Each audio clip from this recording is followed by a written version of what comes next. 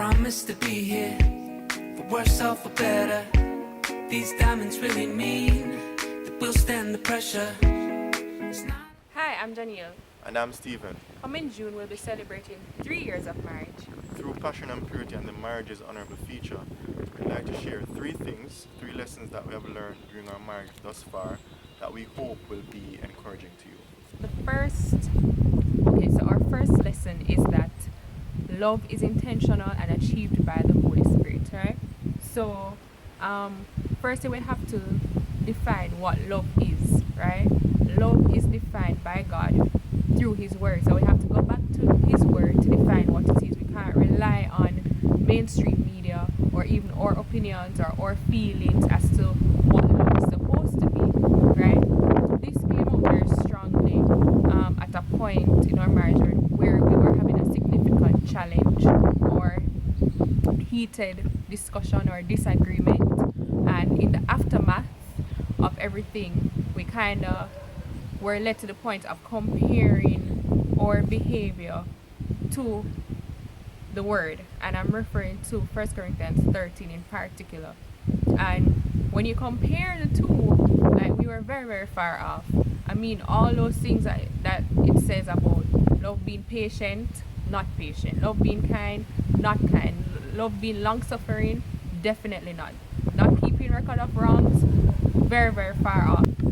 So it's important that we understand, first of all, what love is so that we can be intentional about it, right? The other thing is that if we're to try and achieve this standard by ourselves on a day-to-day basis, it's very, very difficult, right? So we can safely say without a shadow of a doubt that achieving this standard is impossible by ourselves, right? So we realize that you have to rely on the Holy Spirit every single day to help you to reach up to that standard, because you're not going to necessarily feel like it every day. We're gonna fall short, but with the Holy Spirit we have that hope that with the Holy Spirit it is possible, and we can actually love each other as well as love others according to the standard that God has called us to do so. So during that time when we were having that significant challenge, Janiel would have written down some of the verses, I think all of the verses from 1 Corinthians 13, and pinned them to the wall. I think I came home one evening from work and saw it, or I woke up one morning and saw it, and matching up the individual scriptures with my own attitude and how I was reacting in that situation, found I was very far off, and I was actually challenged to say, this is impossible. This thing was written to just challenge us to reach there, but it couldn't be achieved.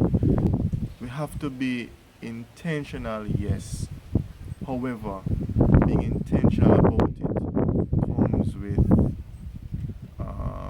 some aid, and that aid is really the Holy Spirit. The Holy Spirit helps us to achieve what it is the Word of God is saying, and after that point, realizing what the Word of God was saying to us, we were challenged to treat each other with a much higher regard. Love keeps no record of wrong. So in our own conversation and heated discussions, we were challenged not to bring up things from the past, things that we had discussed already, things that we thought we had concluded, but probably related to this thing that we were discussing now, and would have brought it up, but the Holy Spirit challenged us to keep short accounts and deal with things now, deal with the issues that we had now, and that was very big, and it really helped us. It really, really helped us. So the second lesson that we learned was to continue to invest in marriage after the altar. Marriage actually begins after the wedding, and we have found a lot of value in wholesome content, Right. books, podcasts, conferences that we have signed up for, even newsletters and apps that we learn about that helps us in our marriage life, because marriage is very important, and it's beneficial to actually invest time and even cash into getting stuff that will help your marriage. You know, I mean, we go to university for 3 years and take on this big student loan to get an education. Marriage is, it don't just happen. You know, we have to You have invest. to put in the work. We have to put in some work. We have to study as well.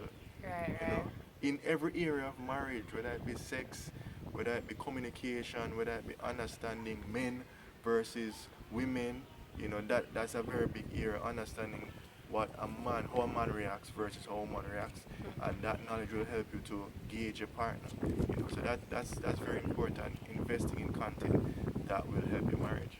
Right. So, well, as Stephen said, it's very important. I mean, a lot of times in our careers, we're required to do continued learning. So, in marriage, it's the same thing, right? If you want to do well at something, if you want to achieve the degree or whatever, you have to read for it. Right. Whether it be that you have physical contact with persons who are mentors or married and they're able to guide you, or you consume content, whether from the internet or books. We consume like podcasts or like audiobooks. So if we're driving in the car together, we may listen to an audiobook instead of listen to music, or in getting ready in the morning you can put on an audiobook or a podcast or something, because the truth is there are many persons out there with a lot more experience than we have, and they're sharing their experiences and sharing content, right, that they have worked on, and things that they have learned. So we can consume their content and learn a lot and save ourselves from having certain experiences, because we would have heard about their experiences or we would have learned certain principles from them. So can't stress this enough. It's important to continue to pour into your marriage in terms of the content and just learning and trying to be better persons individually, as well as a couple. And nothing is wrong if you seek counsel after you have been married. Right. Nothing is wrong if you go back to counseling for an issue that you're struggling with. There are others who have been through it before. Right. You know, we are here for a short time. We don't really know a lot. So we can learn from persons who have invested and they have experienced it already, and they can give you godly wisdom. Right. Alright, so the third thing that we're going to talk about is that after God led you to marriage, I mean, truth is, in marriage, you're going to have to compromise a lot, right? For your marriage, you're going to have to prioritize your marriage, whether it be over work or career or extended family or financial gain, stuff like that. I mean, sometimes it can be very hard decisions to make, but a guiding principle for us has been to prioritize our marriage above all, apart from our relationship with God. Right, so God is first in our lives.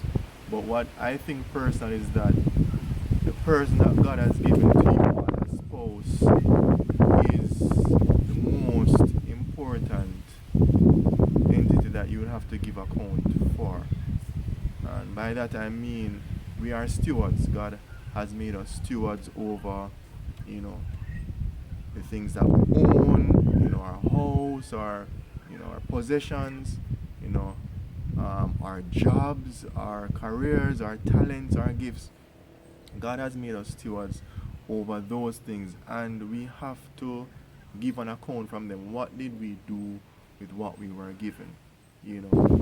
So when we consider marriage as a very high priority, even after our relationship with God, we have marriage as the next priority, then the decision becomes easier to make, to prioritize our spouse, to prioritize things that would yield good fruit. So those are the things that we have learned. We hope that this has been helpful and